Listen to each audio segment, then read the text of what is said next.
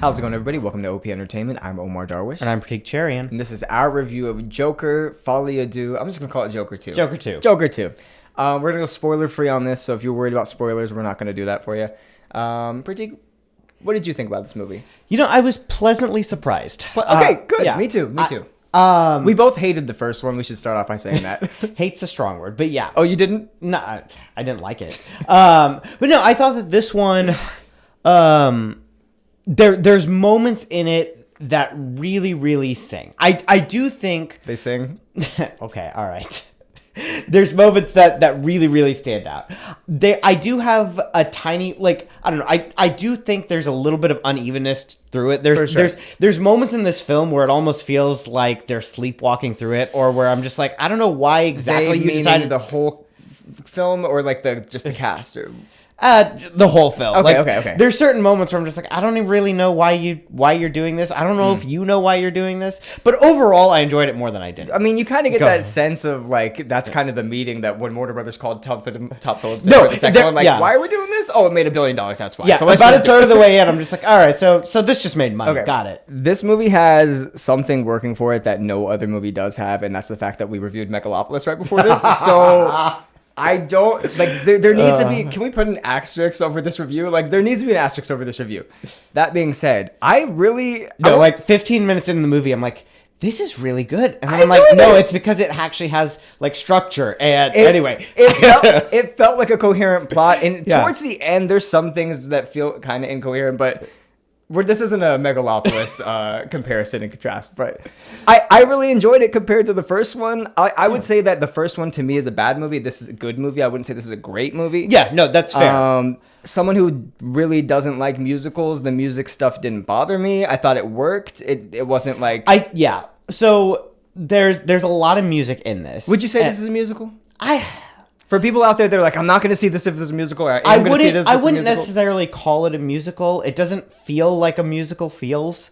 I wouldn't. But there's a lot of music in it. So yeah, if someone was just like, well, this is definitely a musical, I'd be like, all right, man. Yeah, like if you lean in any side to it, I think I would agree either way. It's a musical or it's not. Either way, it was enough of both. Sure, I'm fine. I thought that some of the music scenes stretched just a little long. Okay. And so the movie uses the music to let the characters express their emotions without actually expressing their emotions. I'll say instead of I wouldn't agree that they go too long. I would say there's probably like 2 or 3 too many scenes where they just kind of start singing, and I'm like, okay, we don't need this. Well, and that's kind of what I'm getting to. Like they use the music as a vehicle to like what our characters are feeling, but for some of the songs or scenes with music in them, even still, like there's really not a lot being communicated across. Yeah. So then you're like, all right, you didn't actually need this one here. I think if you're going into it for the music, I think you'll be satisfied. And if you're going into it thinking, oh, I hope the music doesn't bog it down, I think it won't deter your enjoyment too much.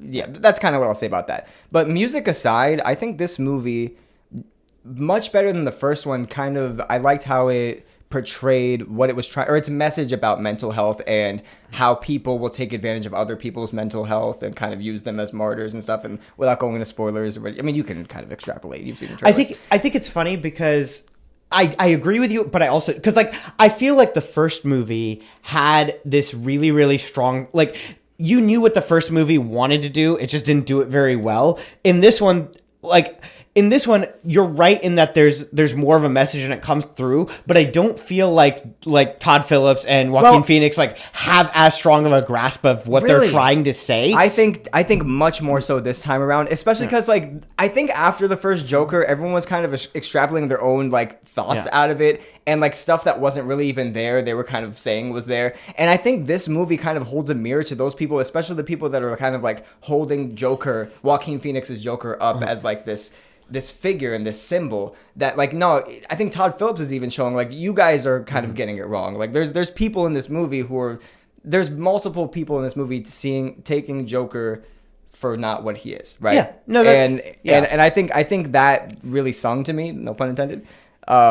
yeah, I enjoyed this movie so much so that I might even see it again. Like, Yeah, I don't wouldn't know if mind. I don't know if I Yeah. would say that about the first Joker. I would not. Will Yeah. I rewatch the first Joker in preparation? No, but I enjoyed this overall. It did feel like I don't wish I'd watched it, but I do feel like I needed a quick refresher that I didn't give myself. That's interesting because I kind of feel like I was almost going to lean over to you after and say, do you feel like we could have just started here? Because I think this movie could have. You can start here and not have to see any of the first Joker. The actual story is so much around. Like what you should actually do is watch the last 10 minutes of Joker and then go into this and you're good. Yeah. You know, just because of how much again, it revolves around his trial. I guess, and so as we're going through the details of what did and didn't happen, and as various characters kind of react to their idea of who the Joker is, it's all informed by that last 10 minutes of the first film. So that's why I think watching that would have been helpful. Just because of how much of it is in conversation with that. There's just so much, particularly with the end of the first Joker, that what's the word when you glamorizing, yeah. Exactly. I felt like the first movie was kind of glamorizing the whole situation with Arthur, and this, I don't know, I felt like this kind of, you could go into this without seeing the first one and kind of wondering, what was he Joker? Was he Arthur? I think it means more to me if I don't know the first movie, I guess. You know what I mean? I think this works better almost as a standalone. But I guess I think might just be because my disdain for the first movie. Go on. Maybe. I just think that one of the interesting things this film does is as it's captured, in many ways, Arthur the Joker is one of the less interesting characters in this movie. And the more interesting thing is the way people around him react to him. The character himself is not that interesting. It's more what that character brings 100%. Out in other people. Yeah. That's interesting. And so again, because of that fact, that's why I feel I don't know. I'm saying the same thing over and over again. I agree though with everything you're saying. This time around more, so maybe you said it better this time. But speaking of the surrounding cast, what did you think of Lady Gaga? What did you think of? Which Gleason did we get in this? Brendan? Was it Brendan Gleason? Yeah. I thought he was great. He was good. I mean, it's no shock. Gaga carries all the music scenes. Yeah. And I think that I think a large part of why they work in the way they do is just because she's such a strong performer, and that comes out even if you're okay, let's keep it moving, but she's giving such a good performance in those scenes that it works. They gave Joaquin enough solo songs that I was like, man, okay, I guess they're trying to show that he doesn't need Gaga to carry him, but maybe he did. Yeah, I didn't want to say it. It was fine though. It was passable for sure. I don't know if they took 100 takes and that's the best they got, but I thought it was good. I thought it was fine. In his defense, there's not I don't know too many people that are not professional musicians who can survive with Gaga up there. So, but yeah, no, I thought she was really good. And again, I found her character to probably be the most interesting one. I wanted more time exploring her. Is there anything else you really enjoyed? I thought that all the establishing shots and overhead shots were beautiful. Every time we got one of those, I'm like, all right, that's got to be a screensaver somewhere. I'll say this: I think that the lighting was visibly gorgeous compared to any movie I've seen in the past, I don't know, I won't give it a decade, but I felt like the lighting, I kept noticing, the lighting in the scene is gorgeous. Sure. So that's something I'll give it. Again, it was a well constructed movie. Yeah, it was well constructed. For as many times as there were times I'm all right, you're sleepwalking through this shot. It was still there's still a lot of them that pretty work well. Yeah. I kind of do want to go see this again. I would suggest this. You movie talked yourself into it. That's incredible. Yeah, for sure. I'll see this again. Let's go. All right. Again, asterisks because we just reviewed Megalopolis. Who knows how this holds up in 5 years, or even next week. But do you want to say anything else, or?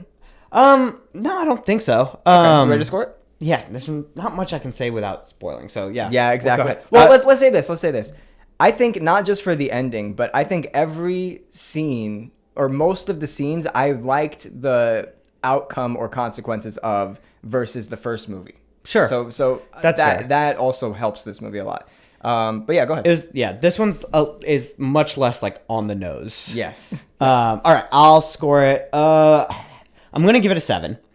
I'm right there with you. Yeah. It's a 7. Again, there's certain scenes that are just such highs, but then there's so many scenes that are just again, there's so many scenes where you feel like they're doing it for the check, and overall, it's more enjoyable than it's not, but it never quite hits like it never to me it never quite hits good. It's decent, and it's decent throughout. There's a handful of scenes that go like that are pretty good or very good, but there's a lot of scenes that are just like I think I'm just like a little bit above you, even though I'm still kind of giving. I think I'm gonna give it a 7. I think everything was good, but never got to great. Whereas it was tickling great, like it was almost there, and it just never got there. Yeah. That being said, for me, who hated the first one, I think that's flying colors review for this. Oh yeah, like, for sure. I'm happy with it. I think Warner Brothers should be happy with it. I'm sure this movie is divisive, like the first one. I think going back to the first one, I also think that one of the things that this movie does a lot better is it's less concerned with trying to tie into mythology. That first one, like,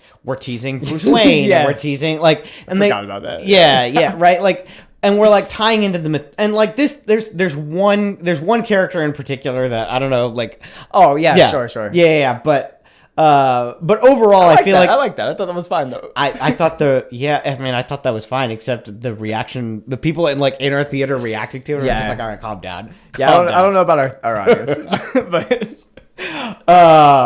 yeah.